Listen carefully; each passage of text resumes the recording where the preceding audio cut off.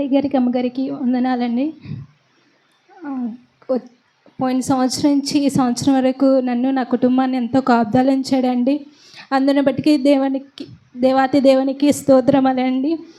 నేను చెప్పబోయే సాక్ష్యం ఏంటంటే, గత 3 సంవత్సరాల నుంచి జరుగుతుందండి ఈ ప్రేయరు.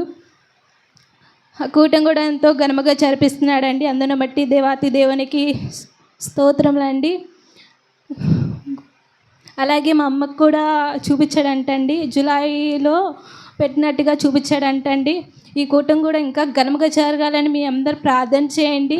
ఇంకా వచ్చే సంవత్సరం కూడా ఇంకా ఘనముగా జరగాలని మీ అందరు ప్రార్థన చేయండి. ఇంకో సాక్షి ఏంటంటే, మా డాడీకి మొన్న నడుముని పట్టేసిందండి.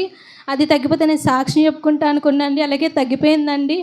ఇంకో సాక్షి ఏంటంటే, మాకు ఇంటి పనితనం ఉందండి, ఆ పనితనం కూడా పూర్తవ్వాలని మీ అందరు ప్రార్థన చేయండి.